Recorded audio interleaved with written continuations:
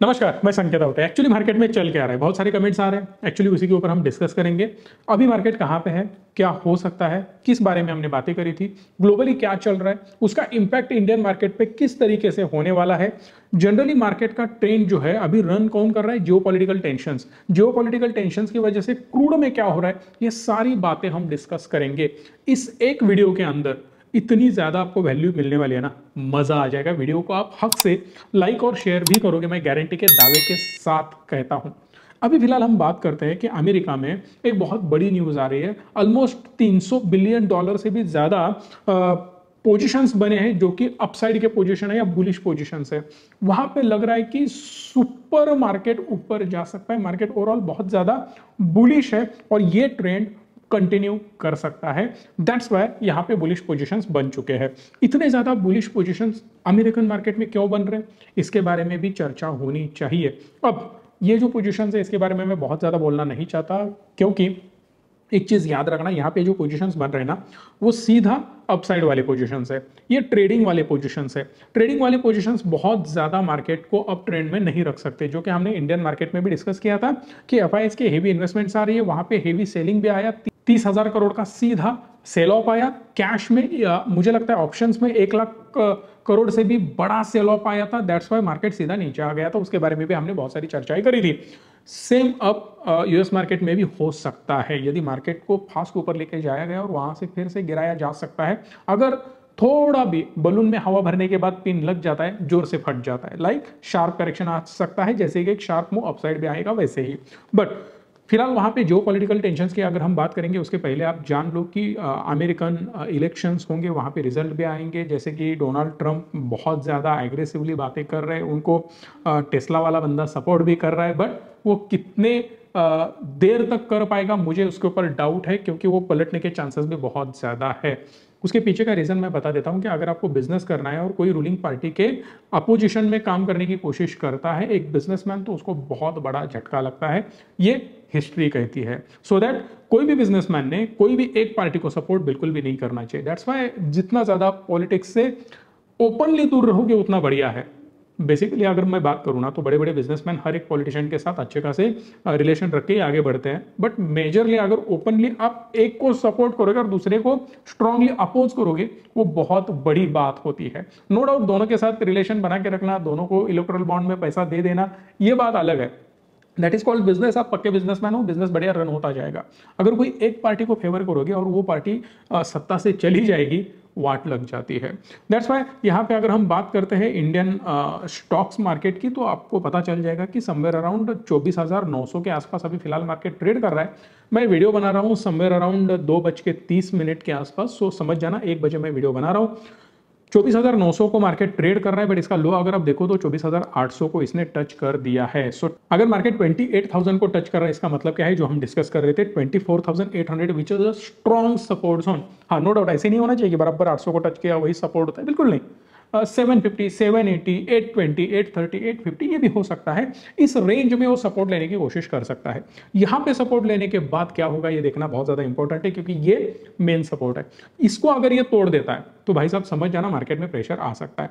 But जिस level पे अभी मार्केट ट्रेड कर रहा है, अगर मैं इसको 5 मिनट के टाइम फ्रेम में कन्वर्ट कर दूं, then you will get better idea कि मार्केट एग्जैक्ट 800 को टच किया, फिर ऊपर जाने की कोशिश की, फिर नीचे आया, फिर अभी थोड़ा नीचे आने की कोशिश कर रहा है। यहां पे आप देख सकते हो माइनर पुल बैक फिर से आ रहा है।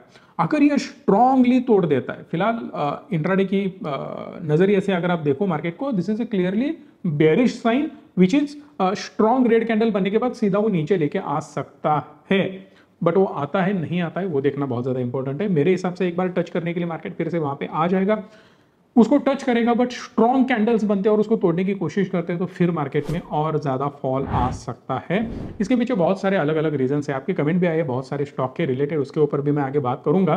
बट मेजरली ये ब्रेंट क्रूड के ऊपर बहुत सारी चीजें निर्भर है। अभी फिलहाल मैं बात करूँ ना, मेरे हिसाब से 68, 67 ये फेयर वैल्यू है ब्रेंट क्रूड की। बट अभी फिलहाल जो ट्रेड कर रहा है ब्रेंट क्रूड, मेरे हिसाब से एक बार उसका रेट अगर हम देखते हैं तो आपको पता चल जाएगा 77, 78 वगैरह जो कुछ हमें फिलहाल रेट मिल रहा है ब्रेंट क्रूड का, वो मेरे हिसाब से थोड़ा ओवर वैल्यूड है। इसके पीछे का रीजन मैं आपको बता देता हूँ। रीजन है मेनली अपना जियोपॉलिटिकल टेंशंस की वजह से इसका रेट बढ़ चुका है। अप्रॉक्सीमेटली 78 को अभी ये ट्रेड कर रहा है। इसका हाई अगर आप देखोगे तो 79 समथिंग उसके ऊपर भी जा चुका था ये कल के दिन में, बट फिर से एक ठहराव हमें नजर आ रहा है क्रूड के अंदर। अब इतना ज्यादा जो बढ़ चुका है, हम राउंड फिगर पकड़ लेते हैं यार, 80 रुपीज, 80 रुपए के आसपास ये जो चल रहा है ना, इसका मतलब सिंपल है कि जो भी ऊपर के 10-12 रुपए है वो सिंपली जियो पॉलिटिकल टेंशंस के हैं, क्योंकि क्रूड की डिमांड कम होती हुई हमें नजर आ रही है, सप्लाई उसके कंपेरिजन में बहुत ज्यादा है। दैट्स वाई ओपेक ने आर्टिफिशियली क्रूड के प्राइसेस बढ़ाने की बहुत ज्यादा कोशिश करी थी। Consistently 5 lakh barrel 10 lakh barrel कम करने का प्रोडक्शन उन्होंने डिसीजन लिया था। दैट्स वाई प्राइजेस थोड़े हेवी साइड में हमें नजर आए। बट यहाँ पे अगर हम देखें तो 58 लाख बैरल पर डे का production cut already OPEC plus ने कर दिया है। ऑलमोस्ट मान के चलो 60 लाख बैरल पर डे का कट इन्होंने कर दिया है। अब यहाँ पे दो चीजें नजर आ रही है। प्रॉब्लम कहाँ पे है? क्रूड में है। क्रूड जितना बढ़ता जाएगा आपका इन्फ्लेशन उतना ही ज्यादा बढ़ता जाएगा। जितना क्रूड बढ़ेगा इन्फ्लेशन बढ़ेगा, इन्फ्लेशन बढ़ेगा, रेट कट करने वाली कंट्रियां फिर से सोच में पड़ जाएगी कि भाई साहब इन्फ्लेशन तो बढ़ेगा, इसका मतलब अगर हम रेट कट करते हैं तो फिर से इन्फ्लेशन बहुत ज्यादा एग्रेसिवली बढ़ेगा और अपने कंट्री को नेगेटिव इंपैक्ट करेगा। In this case we need to wait for some time and look for crude prices. अगर क्रूड प्राइसेस कंट्रोल में आ जाते हैं देन विल टेक डिसीजन कि हम रेट कट कर सकते हैं। फिलहाल यहाँ पे उनकी नजर क्रूड के प्राइस पे ही होगी, ये मैं डेफिनेटली कह सकता हूँ। शक्तिकांत दास साहब अगर बोलते नहीं है फिर भी वो बोलेंगे धीरे धीरे, मुझे लग रहा है, आई होप सो इसके ऊपर भी। बट जितना ज्यादा रेट कट होगा अपने कंट्री के लिए अच्छा होने वाला है। बट फिलहाल अपने हिसाब से अगर हम देखें तो समझ में आ जाएगा, क्रूड जब तक प्रेशर देगा तब तक रेट कट का चांसेस कम होता नजर आएगा। अमेरिका भी मुझे लगता है कि 50 बेसिस पॉइंट का रेट करने की बजाय 25 बेसिस पॉइंट का रेट कट करने का प्रयास वो लोग कर सकते हैं, क्योंकि वहां पे थोड़ा प्रेशर तो ऑलरेडी बन रहा है। अब मजेदार चीज ये है कि ईरान जो है ना वॉर के सिचुएशन में आ चुका है। इजराइल अगर उनको सीधा अटैक करने की कोशिश करता है, बट अमेरिका की तरफ से भी प्रेशर है कि भाई साहब सीधा उनके ऑयल और गैस पे अटैक मत करो, बहुत ज्यादा क्राइसिस क्रिएट हो सकता है। अब दो चीजें हैं इसमें, दो लोग इन्वॉल्व है। एक तो क्रूड वाले भैया, क्रूड वाले लोग क्या कर रहे हैं ना, उनको प्राइसेस बढ़ाने हैं। दूसरा एक इंसान मैं बोल सकता हूं, एक हैवान बोल सकता हूं, जो काम करता है मेजरली अपने डिफेंस के ऊपर। डिफेंस प्रोडक्ट इक्विपमेंट्स जो भी बनाते हैं ना, वो बहुत ज़्यादा मैनिपुलेट करते हैं ऐसे वॉर्स को। वो हवा भर रहे हैं उसमें, उसके साथ साथ हवा किससे भरी जा रही है? जो क्रूड बनाते हैं या क्रूड बेचते हैं। अब मज़ेदार चीज़ ये समझ जाना कि वॉर कहाँ पे हो रही है? जो क्रूड बनाते हैं। इसको थोड़ा सप्लाई कौन कर रहा है? जो हथियार बनाता है। अब वो कौन सी कंट्री है वो आप जान लो, मैं किसी का नाम बिल्कुल भी नहीं लेना चाहता। उसमें से एक कंपनी है बहुत बड़ी, उसका भी नाम मैं बिल्कुल भी नहीं लेना चाहता। आप समझ जाओगे ऑटोमेटिकली क्या चल रहा है। अब दोनों साइड से विन विन सिचुएशन है। तीसरी इंपॉर्टेंट चीज ये है कि यहाँ पे जो बीच वाला बंदा है, मतलब जो बीच में बैठ के फैसला करने वाला बंदा है, उसको भी इंटरेस्ट है कि ये थोड़ा बढ़ जाएगा तो मजा आ जाएगा। बट एक पॉलिटिकल पार्टी को यह लग रहा है कि अगर यहाँ पे जो पॉलिटिकल टेंशन बढ़ते हैं, क्रूड के प्राइसेस हेवीली बढ़ते हैं, तो इसका मतलब इन्फ्लेशन बढ़ जाएगा। इलेक्शन सर पे है, इलेक्शन सामने है, इलेक्शन के होते हुए अगर महंगाई बढ़ जाती है तो मैं बदनाम हो जाऊंगा और इससे यह साबित हो जाएगा कि मैं कैपेबल नहीं हूं ये वॉर सिचुएशन हैंडल करने में। अब इसमें और एक कांटा बीच में आ जाता है कि जो बंदा इसको कंट्रोल करने की कोशिश करेगा वही लास्ट में चल रहा है। वो सोचेगा यार मुझे फिर से प्रेसिडेंट बनना ही नहीं है, तो इतना ज्यादा झमेला मैं करूँ क्यों? ये भी वहां पे चल रहा है। बट उनकी पार्टी सोचेगी नहीं, हमें ये कंट्रोल करना है। मतलब सारे जगह से वहां पे प्रेशर नजर आ रहा है, पॉजिटिव भी है निगेटिव भी है। अब कौन सा पल्ला भारी पड़ेगा ये देखना बहुत ज्यादा इंपॉर्टेंट है। अब आगे जाके होगा ये, ईरान के ऊपर अटैक हो भी गया तो होगा क्या? समझो, वो approximately 35 lakh barrel per day बनाता है ईरान। अगर ईरान बैरल वो इतने प्रोड्यूस कर नहीं पाएगा, सिंपल है, मतलब बहुत बड़ा रॉकेट साइंस इसमें कुछ है भी नहीं। बहुत सारे लोग बोल रहे हैं कि अगर 35 लाख पर डे बैरल ही बनाएंगे नहीं तो मार्केट पे प्रेशर आ जाएगा, क्रूड के प्राइसेस 200 चले जाएंगे। मेरे हिसाब से 200 जाने का कोई मतलब यहाँ पे है भी नहीं। बट कुछ लोगों का मानना यह है ये प्रोडक्शन कम होने की वजह से या प्रोडक्शन वहां पे ना होने की वजह से मार्केट में रेट बढ़ेंगे, डेफिनेटली बढ़ेंगे। इतने ज्यादा नहीं बढ़ेंगे, उसके पीछे का रीजन मैं बता देता हूं, क्योंकि ये लोग जो सप्लाई करते हैं वो मेनली चाइना को करते हैं, पाकिस्तान जैसे कंट्रीज को करते हैं। सो दैट ये सब दोस्त दोस्त है, आपस में उनका चल रहा है।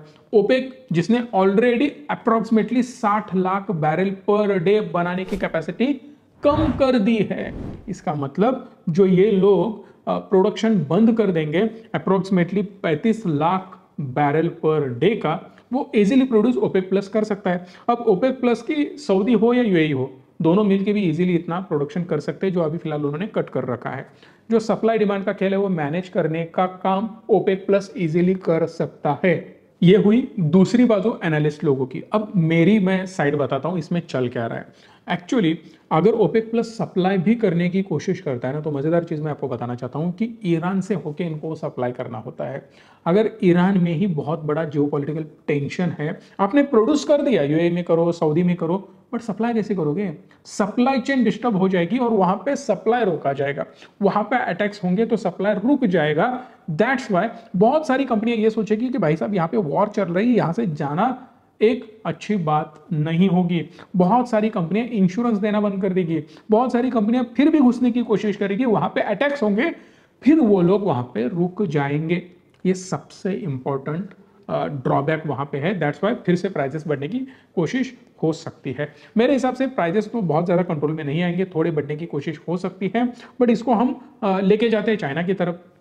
यहाँ पे हमें पता चल जाएगा कि क्रूड के प्राइसेस तो बढ़ने ही वाले हैं। अब मज़ेदार चीज़ में चाइना की तरफ जाने से पहले मैं आपको बता देता हूँ कि जो लोग भोगते हैं वो काटते नहीं हैं। अब इजराइल की तरफ से वही हो रहा है कि मैं ये करूंगा, वो करूंगा, ऑयल पे अटैक करूंगा, गैस पे अटैक करूंगा, मैं ये तोड़ूंगा, वो तोड़ूंगा।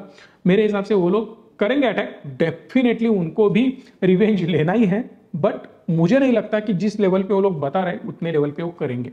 अगर उनको सच में ये चीज करनी है ना, तो पहले बोलते नहीं थे, क्योंकि जब आप बोलोगे तो वो डिफेंसिव एक्शन ले लेंगे। वो डिफेंसिव एक्शन लेने का उनको अगर आप टाइम देते हो तो डेफिनेटली वो चीज बोलने का कोई मतलब ही नहीं है। जैसे कि इंडिया ने एक अटैक किया था पाकिस्तान के ऊपर, जिसको सर्जिकल स्ट्राइक बोला जाता है। अगर इंडिया ने बोला होता पहले ही कि हाँ सर्जिकल स्ट्राइक हम करेंगे, इतने जवान भेजेंगे, आपके इस जगह पे हम अटैक करने वाले हैं, तो पॉसिबल था? वो बिल्कुल भी नहीं था। इसीलिए अगर ये लोग पहले से ही बोल रहे हैं कि हम ये करेंगे, वो करेंगे, सो आई डोंट थिंक सो कि ये हवाबाजी है। यहाँ पे बोल के दूसरी जगह पे अटैक हो सकता है, रिवेंज लिया जा सकता है। यहाँ पे भी इजराइल को बहुत बड़ा नुकसान बिल्कुल भी नहीं हुआ है उनके अटैक की वजह से। अब एक इंटरेस्टिंग चीज मैं आपको बता देता हूँ, इसके पहले भी बहुत तगड़ा दुगना बड़ा अटैक ऑलरेडी उन पे हुआ है। बट इंटरेस्टिंग फैक्ट ये है कि उसकी उतनी बड़ी हवा इंडिया में नहीं बनी थी, क्योंकि तब इंडिया में इलेक्शन चल रहे थे, हर जगह इलेक्शन का ही माहौल बना हुआ था। उस न्यूज को किसी ने कवर ही नहीं किया, एकदम छोटे से वे में कवर किया था। बट वो जो अटैक था इस वाले अटैक से कई ज्यादा बड़ा था। तो समझ जाना, ये जो अटैक हुआ है इतना भी ज्यादा डरने वाला नहीं है।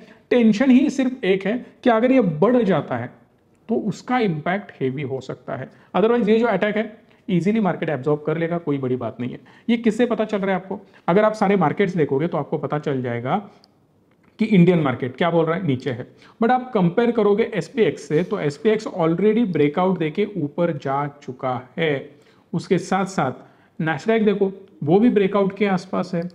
एचएसआई देखो, वो भी आसपास ब्रेकआउट के है। अब ये चाइनीज इंडेक्स मैं आपको बता रहा हूँ, हैंगसेंग की मैं बात कर रहा हूँ।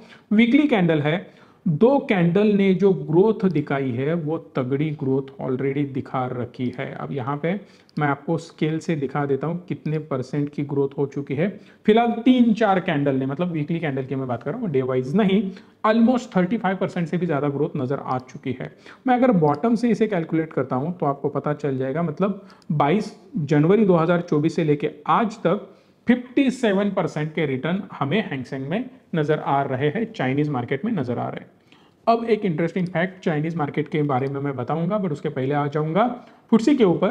फुटसी ने भी अच्छा खासा ब्रेकआउट दे दिया है और ऑलरेडी वो ब्रेकआउट के आसपास ही कंसोलिडेशन कर रहा है। Maybe flag and pole pattern जैसा सिचुएशन यहाँ पे बनेगा, और आगे क्या होगा मुझे बताने की बिल्कुल भी जरूरत नहीं है। निकाई के बारे में हम बात करेंगे, ये भी ब्रेकआउट की ही और बढ़ रहा है। और क्रूड को तो मैंने आपको दिखाई दिया है। क्रूड के बारे में हम बात करते हैं थोड़ा, कि ऑलरेडी इसने हाई जो बना रखा था वो अप्रॉक्सीमेटली मेरे हिसाब से 120 या उसके ऊपर थोड़ा गया था। ये 140 भी इसने टच किया था, बट जनरली हम बात करते हैं कि 120 के आसपास इसने प्रॉपर रेजिस्टेंस लिया था। 140 तो छोड़ ही दो, वहां पे कुछ इतना ज्यादा हम डरे हुए नहीं थे। तो यार 80-90 को डरने वाली कोई बड़ी बात नहीं है। मैंने बोला था कि ये 90 तक भी चला जाएगा तो भी मुझे कोई इतना ज्यादा डर का माहौल नजर नहीं आएगा, बट जैसे ये 90 तोड़ेगा तो डर का माहौल क्रिएट हो सकता है। Coming back to the China, तो चाइना में मेरे हिसाब से जो चल रहा है, एक जो ग्रोथ आ चुकी है वो गवर्नमेंट के स्पेंडिंग की वजह से, गवर्नमेंट के बोलने की वजह से, गवर्नमेंट के पॉलिसी की वजह से आ चुकी है। अब अगर इसको सस्टेनेबल बनना है तो उतने आंकड़े उनके बिजनेस से आना बहुत ज्यादा जरूरी है। अगर वो आंकड़े बिजनेस नहीं दे पाते, ग्रोथ नहीं दिखा पाते, तो डेफिनेटली यहां से चाइनीज मार्केट हमें ओवर वैल्यूड नजर आएगा। मैंने बार बार आपको एजुकेशन पर्पज के लिए बोला था कि जब तक ईपीएस नहीं बढ़ता तब तक पीई कंट्रोल में नहीं आता। आप समझ जाओ, ईपीएस क्या होता है? Earning per share. इनकम बढ़ना चाहिए। अगर चाइनीज मार्केट में इनकम बढ़ा हुआ नहीं नजर आएगा तो डेफिनेटली अर्निंग भी नीचे नजर आएगा। अर्निंग जितना नीचे आएगा पीई उतना ज्यादा बढ़ेगा। इसका मतलब चाइनीज मार्केट ओवर वैल्यूड नजर आ सकता है। सो जब तक मैं बोल रहा था ना चाइनीज मार्केट सस्ता है, बड़ी अपॉर्चुनिटी है, ब्ला ब्ला ब्ला, सारी चीजें हमारी 6 महीने से चलती आ रही है। अब मेरा स्टेटमेंट चेंज हो चुका है। चाइनीज मार्केट बढ़िया है, 100% है, बट वो अब इस वैल्यूएशन को जस्टिफाई करने के लिए अर्निंग्स उसको अच्छे दिखाने होंगे। अगर चाइनीज मार्केट बढ़िया अर्निंग नहीं दिखाता तो डेफिनेटली उसको ओवर वैल्यूड माना जाएगा और फिर से चाइनीज मार्केट में पुल बैक आ सकता है या कंसोलिडेशन आ सकता है। अगर इसी रैली को उसको कंटिन्यू रखना है तो तगड़े अर्निंग्स दिखाने होंगे, जो कि चाइना तगड़े अर्निंग्स नहीं दिखा सकता। अभी ये बहुत बड़ा स्टेटमेंट मैंने किया है, तगड़े अर्निंग्स की मैं बात कर रहा हूं। सस्टेनेबल ग्रोथ दिखा पाएगा, रैली धीरे धीरे कंटिन्यू होगी। जो स्पीड था खत्म, टाटा बाय बाय, ये सेम स्पीड आपको वापस चाइना में अभी फिलहाल नजर नहीं आएगा। स्पीड होगा क्या? डेफिनेटली हो सकता है अगर अर्निंग होंगे तो। अगर नहीं होंगे मार्केट रेंज बाउंड रहेगा, थोड़ा नीचे आने की कोशिश करेगा। सो आपको वॉच एंड वेट करना होगा कि क्या आंकड़े आते हैं और कैसे ग्रोथ दिखती है। अगर मैं पर्सनली चाइना में इन्वेस्टेड होता तो अब मैं प्रॉफिट बुकिंग के चांसेस ढूंढ लेता। फिर आते हैं इंडियन मार्केट पे। इंडियन मार्केट बढ़िया सपोर्ट लेवल पे है। जियो पॉलिटिकल टेंशन उधर चल रहे, फिर भी बहुत सारे इंडेक्स मैंने आपको बता दिए जो ऑलरेडी अप ट्रेंड में है। सो इंडिया में मुझे नहीं लगता कि शार्प करेक्शन आना चाहिए और मार्केट टाइम पास कर सकता है, आपको डराने की कोशिश कर सकता है। बहुत तगड़ा फॉल अभी फिलहाल नहीं आना चाहिए जिस प्रकार का अभी वातावरण है। अगर इसमें कोई बहुत बड़ा निगेटिव इंपैक्ट होता है तो डेफिनेटली मार्केट गिरना चाहिए, उस वक्त सब बेच के हम निकल जाएंगे। फिलहाल तो मुझे नहीं लगता अननेसेसरी लॉसेस बुक करने चाहिए। इसके आगे और हम बढ़ते हैं। इंडियन मार्केट के कई स्टॉक जो मैंने ऑलरेडी आपको कई दिनों से बताता आ रहा हूं कि कचरा निकाल दो, अदरवाइज फंस जाओगे। बहुत सारे स्टॉक, नायका की हम बात करेंगे। नायका में बहुत अच्छा खासा फॉल आ चुका है। अब वो अच्छा है खराब है आपका मानना है। अप्रोक्सीमेटली 17% से भी ज्यादा ये गिर चुका है टॉप के ऊपर से। अब और ज्यादा कंटिन्यू कर रहा है नीचे आने का। उससे आप कंपेयर कर सकते हो होनांसा को, मामा अर्थ, जो कि आप बहुत ज्यादा इंटरेस्टेड थे उस स्टॉक के अंदर। सो ये भी अप्रोक्सीमेटली 22-23% नीचे आ चुका है। मुझे नहीं लगता कि ये थमने वाला है यहाँ पे, ये स्पीड कंटिन्यू हो सकता है। ओला इलेक्ट्रिक की बात करेंगे, यहाँ पे अप्रोक्सीमेटली 43% की गिरावट उसके हाई से नजर आ रही है। अब ओला का हमने क्या बात करी थी कि ये इजीली इसके लो तोड़ देगा, which is near about 75 rupees को भी तोड़ने के चांसेस इसमें बहुत ज्यादा है। अब दिक्कत यहाँ पे ये आ रही है कि भावेश अग्रवाल जो है ना मुंह बहुत ज्यादा चला रहे हैं। इसका मतलब क्या है कि हर एक सोशल मीडिया पे जाना, वहां पे हल्ला गुल्ला करना, ट्विटर पे बहुत सारे ट्वीट करना, भाई इससे नहीं हो पाएगा। दिक्कत मेन है फंडामेंटल्स पे। आपके टू व्हीलर्स में कंप्लेंट बहुत ज्यादा आ रहा है, आपके कस्टमर सेटिस्फाइड नहीं है, आपके शोरूम को जला रहे भाई साहब, उसके ऊपर एक्शन लेना पड़ेगा। आप वहीं पे टाइम पास करते बैठोगे तो बहुत मुश्किलें आने वाली है। मैंने ऑलरेडी आपको बोल रखा है, डिजाइन जबरदस्त है, मार्केटिंग एक नंबर है, पैसा बहुत पड़ा इनके पास। दिक्कत ही है कि प्रोडक्ट आपका बढ़िया नहीं है। प्रोडक्ट बढ़िया बनाओ, लुक वाइज एक नंबर है। बहुत सारे यूथ अट्रैक्ट हो रहे हैं ओला के ऊपर क्योंकि उनको लुक्स पसंद आ रहे हैं। मैंने 100 बार ये स्टेटमेंट किया है कि इलेक्ट्रिक व्हीकल जो मेकर्स अभी इंडिया में बना रहे हैं ना, उनके 10 मेकर्स को ले लो, उनमें से 10 नंबर पे ओला आएगा। बहुत बार मैंने बोला है क्योंकि बहुत सारे ऑटो मेकर्स हैं इलेक्ट्रिक व्हीकल में जो ओला से बेटर प्रोडक्ट बना रहे हैं, बट उनके पास उतना बढ़िया डिजाइन नहीं है, उतनी बढ़िया टीम नहीं है, उतना ज्यादा पैसा नहीं है, इतने कॉस्ट इफेक्टिव वो अभी तक नहीं बन पाए। दूसरी इंपॉर्टेंट चीज ब्रांडिंग नहीं कर पा रहे, इसीलिए उनका सेल इनके लेवल तक नहीं पहुंच पा रहा है। बट धीरे धीरे कंज्यूमर को पता चल रहा है कि भाई साहब सिर्फ हमें लुक्स नहीं देखने, हमें क्वालिटी भी चाहिए। क्वालिटी में ये कई गुना पीछे चल रहे हैं उनके कॉम्पिटिटर के हिसाब से। सो दैट बहुत सारे फीचर्स, बहुत सारा यूनिकनेस डालने के चक्कर में ये लोग फंस रहे हैं। दैट्स वाई ओला में भी प्रेशर नजर आ रहा है। सो ओवरऑल कहने का मतलब ये है कि ये सेक्टर छोड़ो, एफएमसीजी में भी प्रेशर आएगा, जो कि मैंने 2 हफ्ते से आपको बोल रखा है, अभी फिर से बोल रहा हूँ, एफएमसीजी में तगड़ा प्रेशर आएगा। अब आप बोल रहे हो ये कैसे बोल सकते हो? क्रेडिट कार्ड का स्पेंडिंग इंडिया में कम होता हुआ नजर आ रहा है। क्रेडिट कार्ड न्यू जो इशू किए जा रहे हैं वो भी कम है, 10 लाख के अंदर के आंकड़े आ रहे हैं। 2% से गिरावट पर क्रेडिट कार्ड स्पेंडिंग का जो एवरेज है वो 16,000 आ चुका है, जो कि 2% year on year down side नजर आ रहा है। समझ जाना, ये आंकड़े बार बार मैं जो चीजें बोल रहा हूं ना उसको और ज्यादा ग्रो करा रहे हैं, मतलब अपने कॉन्फिडेंस को या अपना एनालिसिस को, कि यहाँ पे क्लियरली नजर आ रहा है कि कंज्यूमर स्पेंडिंग धीरे धीरे कम होता हुआ नजर आ रहा है।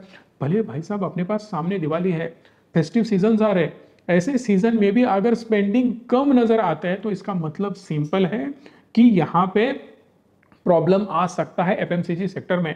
एफएमसीजी सेक्टर डबल डिजिट में परफॉर्म करेगा ऐसा मुझे नहीं लग रहा है। कुछ कंपनियां हैं, आपने देखा होगा डीमार्ट का भी रिजल्ट खराब आया है। अब रिजल्ट की बात नहीं करेंगे, हम बात करते हैं उनके रिव्यूज आए, आंकड़े आए हैं या एक्सपेक्टेशन आए हैं।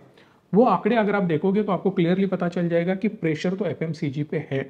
एक एक स्टॉक आपको धीरे धीरे पता चल जाएगा कि भाई साहब खराब आंकड़े बता रहा है।